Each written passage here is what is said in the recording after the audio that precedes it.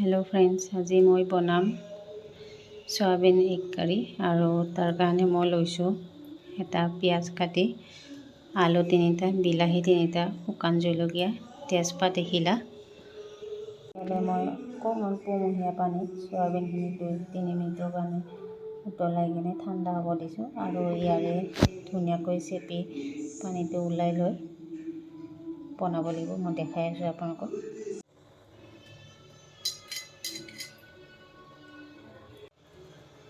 এনেকৈ চেপি ধুনীয়াকৈ পানীটো ওলাই ল'ব।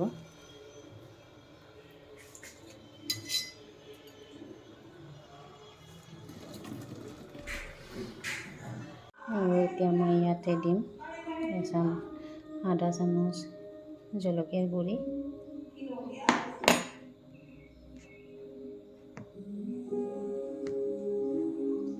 আধা চামুচ হালধি গুড়ি,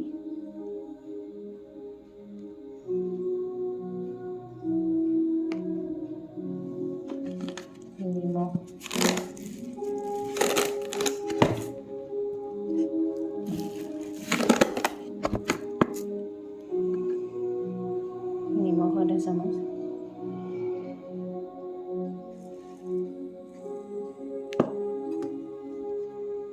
আৰু ইয়াৰ লগত এতিয়া মই 2টা ধুনীয়াকৈ কণী মিক্স কৰি ল'ম।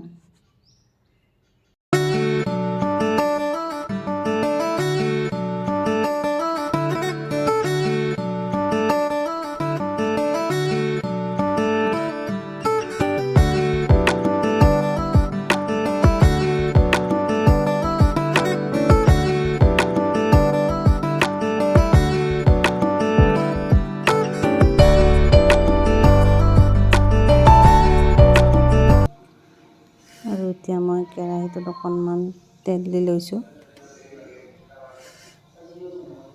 আৰু তেলখিনি গৰম হোৱাৰ পিছত মই মিক্স কৰি থোৱা সয়াবিন আৰু কণীখিনি ইয়াতে ধুনীয়াকৈ ফ্ৰাই কৰি ল'ম।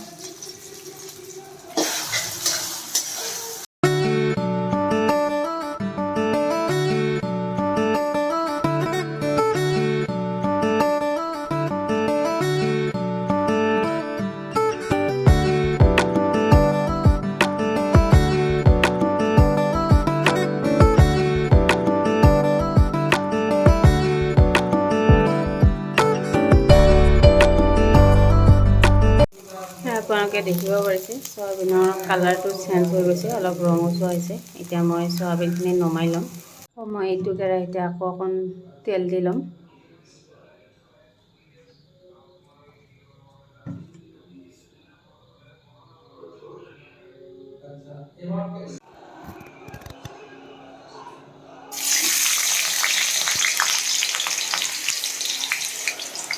আৰু এতিয়া মই ইয়াতে কাটি থোৱা আলুখিনি অকণমান ফ্ৰাই কৰি ল'ম।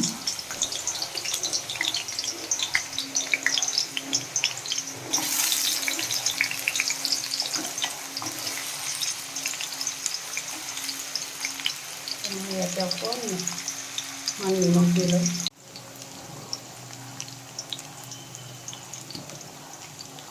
মিনিট 3 মিনিটমান ভাজিলে হৈ যাব। অকণমান ফ্ৰাই কৰি লৈ হৈ যাব আলুখিনি।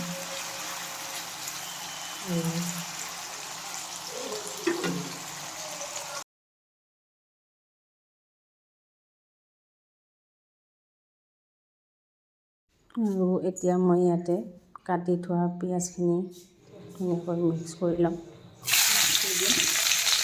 পিঁয়াজ, জলকীয়া এইখিনি মিক্স কৰি ল'ম ধুনীয়াকৈ।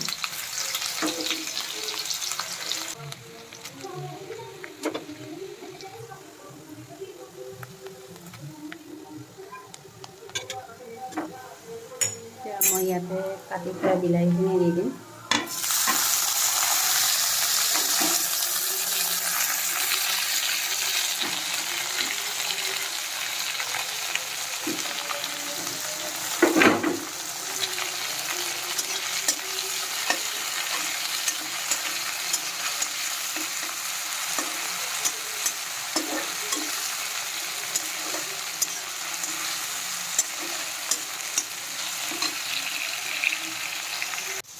আৰু এতিয়া মই ইয়াতে দি ল'ম সোৱাদ অনুসৰি নিমখ।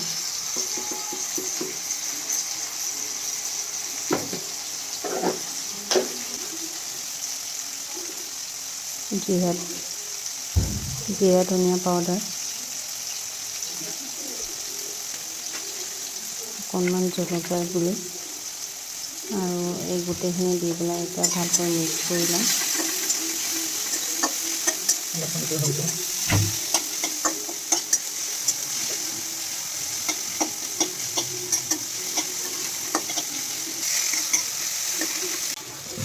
আৰু এতিয়া মই ইয়াতে ফ্ৰাই কৰি থোৱা আলুখিনি ইয়াৰ লগত মিক্স কৰি লৈছোঁ।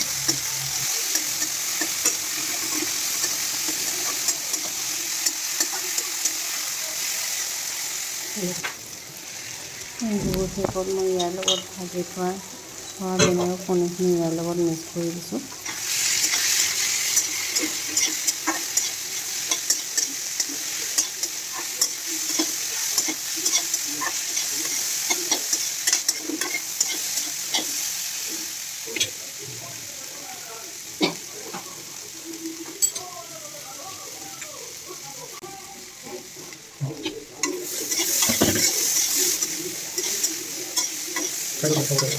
আৰু এতিয়া মই ইয়াৰ লগত এচামুচ ঘি মিক্স কৰি লৈছোঁ। লৈ পেলাই ভালকৈ বস্তুখিনি লৰাই ল'ম আকৌ।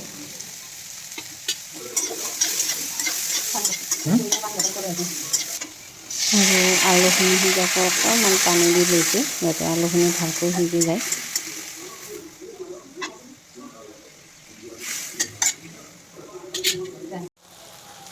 পানীটো ধুনীয়াকৈ শুই গৈছে, মই এতিয়া নমাই দিওঁ, বাচন এটা ধুনীয়াকৈ ওলাই লওঁ। এয়া দেখিব পাইছে মই ধুনীয়াকৈ বাচন এটাত ওলাই লৈছোঁ। আৰু আপোনালোকে এইটো ৰুটিৰ লগতো খাব পাৰে, নহ'লে ভাতৰ লগতো খাব পাৰে।